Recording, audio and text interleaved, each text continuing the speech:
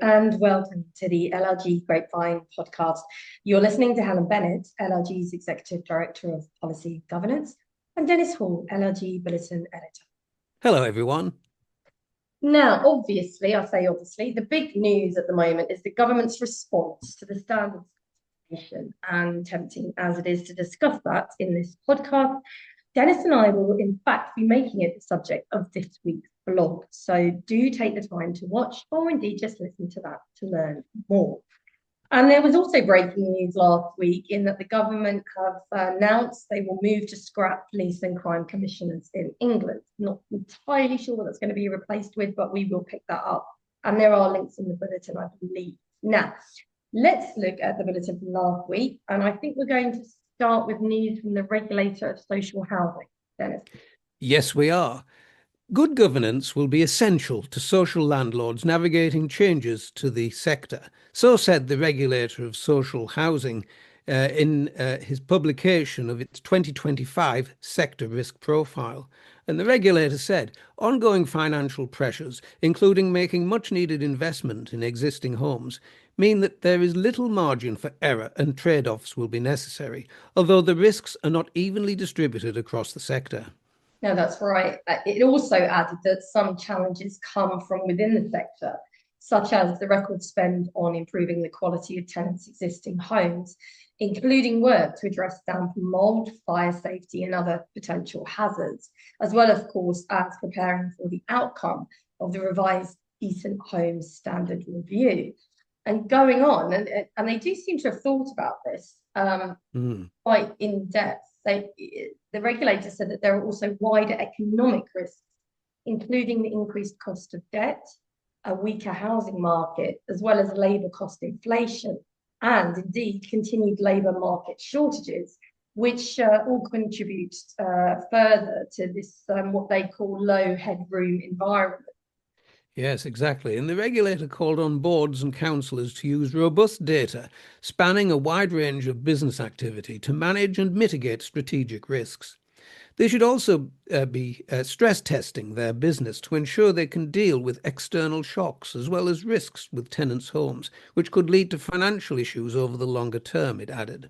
And Fiona McGregor, Chief Executive of the Regulator of Social Housing, says, ignoring the value of good governance weakens social landlords' resilience against risk.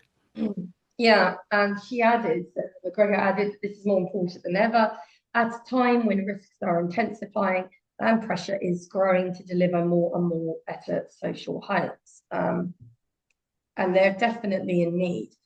I love the focus on governance, though, Dennis, and I think that's been missing. Because she said only by focusing on governance informed by robust data and risk management processes can landlords make the right strategic decisions and improve social housing in the long term. It's a challenge, isn't it, Dennis, the housing sector? And it's a challenge for a range of reasons, but the regulator does appear determined to push forward, not just on improving the sector, but enforcing whole-scale reform and change. So. Yes. And I think it's interesting, this comes at a time when far more is expected of social landlords in terms of their own standards. And of course, there was the AWAB's law legislation that puts added pressure and more challenges upon their shoulders, which they must deliver upon. Yeah, absolutely.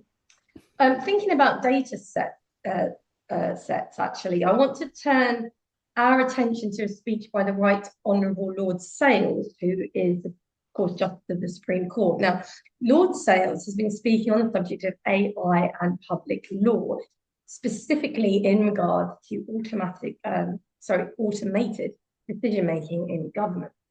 And this is interesting, Helen. Speaking in the context of human dignity and basic human rights, Lord Sales considered what he termed the emergent digital revolution in government in terms of resources and the delivery of public services.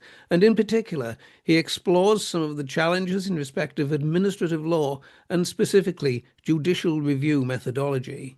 Yeah, it's a really interesting speech, Dennis. Lord Sales notes that alongside the realisation of AI's potential benefits, there is an increasing recognition that the automation of administrative decision-making creates significant risks in terms of enhancement of state power. in relation to the individual, loss of responsiveness to individual circumstances, and the potential to undermine important values, which the state, he says, should be striving to uphold. Of course they should. And he also made the point, through accuracy and uniformity, ADM, as it's known, is capable of promoting the rule of law. And one aspect of this is the elimination of what he termed capriciousness through the consistent application of rules. Where the volume of decisions is very large, as in immigration or social welfare contexts, a human decision maker would not be able to check their reasoning against the reasoning of all past decisions to make sure that they are being consistent, as is possible with ADM. Yeah, that's an important point. And I could see this being the subject of sort of theses, PhD theses. I think that'd be fascinating subject. Well, he also said that humans are also liable to make decisions based upon their subjective will or whim, even if we're only doing it subconsciously, subject to allowing for problems of building in biases through programming or distortions in databases used for machine learning. And that's the point, isn't it? Because it's humans that are programming these. But if you get that right, he makes the point that ADM can operate free of all of that. Well, yes, indeed. But there is an important warning, he says in his message, where he states, however, it would be naive to suppose that the spread of ADM through government will necessarily bring us closer to an ideal of administrative decision-making. And going on, he said, the risks of automation are as important as the potential benefits. The increasing demand for administrative efficiencies may overwhelm an appreciation of the value of achieving substantive justice for the individual. And this may give rise to a new variation on the theme of the impatience for administrators, in other words, their eternal contempt regarding law and legal process, for whom respect for human rights, individual-focused procedural protections, and any requirement to give reasons or justify actions to a court are considered impediments to effective decision-making. Well, he does neatly summarise that absent explicit guidance in tailored legislation produced by Parliament, the courts will have to adapt existing concepts and procedures to accommodate and respond to those challenges. And the object should be for judicial review methodology to continue to inject important principal legal values as requirements for decision making, but so as to accommodate the automated state in a manner that does not undermine the speed, efficiency, and social benefits which AI has to offer. I love the way he uses this language in that speech, Dennis, actually. Yes. And I would encourage everybody to take the time to read it. It's not that long. Exactly. Now, other news. Let's turn to development in the Planning and Infrastructure Bill. Yes. The Government has rejected a proposed amendment to the Planning and Infrastructure Bill that sought to place gambling cumulative impact assessments, known as CIAs, on a statutory footing. The amendment, tabled by Lord Foster of Bath, aimed to empower planning authorities to consider the concentration of gambling premises when assessing applications for changes of use or new developments. Yeah, speaking in the House of Lords, Baroness Taylor of Stevenage, who, by the way, is the Parliamentary Under Secretary of State for Housing, Communities and Local Government, and speaks a lot. Certainly was very vocal in the remote meeting campaign. She made clear that while the government supports the principle of CIAs for gambling, the Planning and Infrastructure Bill is not the appropriate legislative vehicle. What she said was that the Planning and Infrastructure Bill concerns the planning system rather than the licensing system. It is unfortunately not the appropriate vehicle for the introduction of cumulative impact assessments for gambling premises license. And I'll just make the point, Dennis, that actually I do think there's a lot of confusion when it comes to sort of licensing applications and planning applications. People tend to conflate the two and think that the other considerations are important to the other one, where in fact, as we know, they are to be disregarded. Yes. Yes, I think that's at the heart of this discussion, isn't Yeah, it? The difference between, they're always considered in the law, planning and licensing as two entirely separate systems. that's right. But on this, going on, she said, under the amendment from Lord Foster, the cumulative impact assessment would be published by the licensing authority, but be used during the planning process by the planning authority. And she said, I'm concerned that his amendment, would risk creating inconsistencies between the approaches of the local authorities' planning policies and the licensing authority's statement of licensing principles. And the government's view is that it is essential for the licensing authority to consider the cumulative impact assessment in the exercise of its licensing functions when considering whether to grant a premises license, rather than at the planning stage. This is a planning bill, not a licensing bill, which really, in a nutshell, reflects what you've just said, Helen. Yeah, that's right. I think she also, Baroness Taylor, reiterated the government's commitment, referencing its inclusion in the recently published Pride in Place strategy. Because she warned that the proposed amendment could risk creating inconsistencies between the approaches of the local authorities' planning policies and the licensing authority's statement of licensing principles. As she stressed that CIA should be considered in the exercise of the licensing authority's licensing functions when considering whether to grant a premises license rather than at the planning stage. And this is exactly what we're saying. Yeah. And while the amendment was ultimately withdrawn, however, Baroness Taylor offered reassurance that the government is actively working to bring forward legislation where gambling licence reforms, including CIA's, will be in scope. Yeah, well, let's see what happens.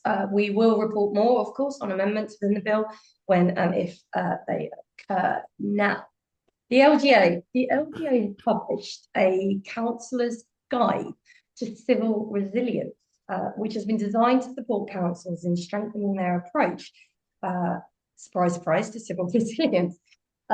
It provides an overview of the council's responsibilities in this area, along with targeted sections outlining the role of senior councillors and ward councillors, and I'll also add officers. Well, yes, indeed. And that's right, Helen, because the LGA reminds elected officials that when major emergencies occur, whether floods, terror attacks, or tragedies like Grenfell, communities look to their local councils for visible, compassionate, and decisive leadership. And the LGA explains that the expectation is clear. Act fast, work collaboratively with emergency services and partners, and keep essential day-to-day services running. Yeah. Under the Civil Contingencies Act, councils, of course, have a legal duty to prepare for emergencies. And the LGA points out that real preparedness goes beyond plans on paper. They say it's about people and that everyone involved needs to understand their role, have the skills to carry it out, and know they're supported to do it well. And for officers, that means developing the operational expertise to manage crises effectively.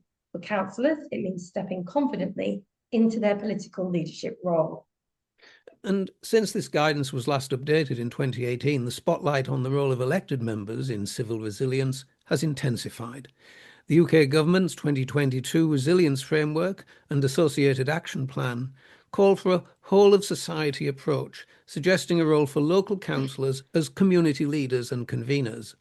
And they also make clear that local resilience forums should be more clearly accountable to democratically elected leaders. Well, the guidance includes a dedicated section. It's entitled Guidance for Officers on Supporting Councillors to Fulfil Their Civil Resilience Roles. And the LGA specifically advises chief executives to assign a senior officer to take lead responsibility for implementing the guidance, because it says doing so signals strong corporate commitment to ensuring councillors are well supported in their civil resilience roles. So take a look at that. Now let's return to planning, but this time the green belt. Yes, indeed. Sorry, Helen. The Green Belt is in the news every week now with local authorities. There are so many stories. And I know we've covered this in a recent vlog where we looked at what councils are doing to protect Green Belt land from unwanted development. Well, listen to this. Solihull Metropolitan Borough Council has designated certain rural settlements as towns after receiving legal advice that this would become a material consideration and could better enable it to protect green belts from development. Interesting, this. Yeah, it is. The government's revised national planning policy framework introduced a distinction between towns and villages, but neither were defined. So places deemed to be towns can retain green belts to prevent urban sprawl, but this does not apply to villages. This is a distinction that's important for people to understand. It doesn't apply to villages where it could become problematic for the council to refuse development applications. Yes, and a cabinet report by Perry Wardle, Director of Economy and Infrastructure, said the largest rural towns of Knowle, Dorridge and Bentley Heath, and also Balsall Common, should be defined as towns in a new rural settlement hierarchy. This, of course, is in the Solihull area. Now, addressing the legal implications, the report said these settlements were designated originally as villages in the 2013 local plan. And while these remained the starting point for considering planning applications, other material considerations should be taken into account when determining respective applications. Well, that's right. And the report explained that the council had sought legal advice on this matter, and that advice, which was received, said that the change in national context relating to the specific issue of town villages in considering greenbelt policy means the council would be justified in having regard to other material considerations that may justify departing from the respective references in the local plan. The work undertaken on reviewing the settlement hierarchy to support the development of the new local plan can be considered a material consideration and is intended to help inform the ongoing assessment of relevant planning applications.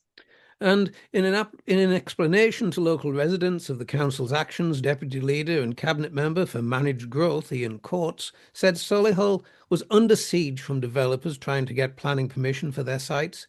He noted that planning guidance had changed and now said greenbelt land must be used to help meet housing need, and had also introduced the concept of a grey belt, that is to say, land that is not considered to be making a strong contribution to preventing unrestricted sprawl and preventing towns from merging.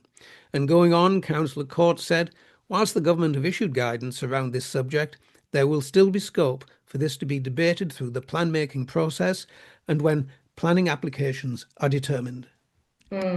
Well, I believe the council has said that it will do what it can, and included looking again at the settlement hierarchy of settlements in the rural area, in particular, which are towns and which are villages. This has implications for a lot of local authorities, actually, Dennis. Yes, indeed. Yeah, I've got to say, Helen, Solihull have a cunning plan. Well, yeah. It's fascinating. Let's see if anybody else follows. Yes, fascinating. I'd be interested to see if there are any views on this on our LLG website and the forum pages. Yeah, which actually we should always direct members to that, because that's a really helpful place to have discussions around these matters. So now to our final item of this podcast, and it's an incredibly hard one to cover because many of you will have heard of the sad passing of Stephen Taylor, and indeed we do have a tribute to Stephen on our news page and social media links channel. LLG are deeply sorry to have learned of the sad passing of Stephen Taylor, who was a leading figure in the local government legal community. I knew him very well myself.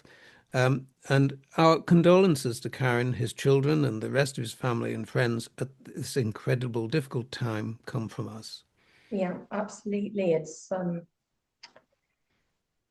it was difficult news to bear. And when I posted on LinkedIn, I meant it wholeheartedly on behalf of LLG when I said that a truer gentleman you would be hard pressed to find. He really was, and Stephen was acutely intelligent. He was an exceptional monitoring officer and solicitor, and having known Stephen for over 20 years, I can tell you that he faced very challenging times, as a monitoring officer often does. But Stephen demonstrated remarkable poise and professionality throughout his career, and he was a genuine supporting and caring friend to so many of us during his many years at Access, SLG, and then now LLG. Helen, I, of course, knew Stephen from my time on the board of SLG and previously the Law Society Group, and through attending numerous conferences and events. He had a wonderful sense of humour, and like me, Stephen won the LLG Significant Contribution to Local Government Legal Practice Award. His award was in 2023 and was a testament to his lifelong commitment, as you say, and his service to the sector.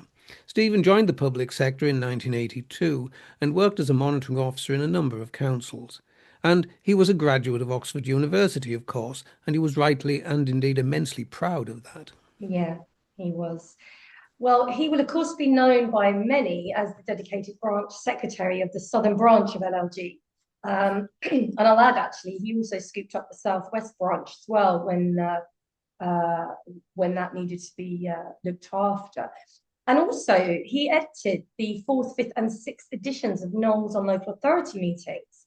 And he was on the Law Society's planning committee for 9 years. And I should add, he also founded the hugely successful London Planning Forum. So, you know, absolute legend in the local government world. And it's absolutely no surprise that tributes just flooded in once that sector heard the sad news, Dennis. Yes, and undoubtedly, as I personally knew him to be a committed, supportive, and, as you say, always helpful. In his LLG award acceptance speech, incidentally, he did make the point that sharing learning and sharing knowledge in order to develop legal practice in local government is crucial if we are to serve our communities and our employers to the best of our ability. Joining networks and taking part in forums and local groups all helps in this. And of course, he was absolutely right. Yes, he was. Well, Stephen officially retired in 2018, I believe, but he just didn't stop working. He was constantly in demand to act as an interim at various authorities for his expertise and his wisdom. And he had only recently volunteered for the Monitoring Officer Helpline, which is the new professional body will launch. Such was his dedication to the cause. But what I really think stood out with Stephen was his great love for his family. And our thoughts, of course, remain with them. When we have information about arrangements from the family, we will, of course, let our membership know. And on that very sad note, that's it for another edition of the podcast. You can read more on the items discussed today and many more besides by going to bulletin number 39, available on the LLG website now. So it's goodbye from me. And for me too. Goodbye now.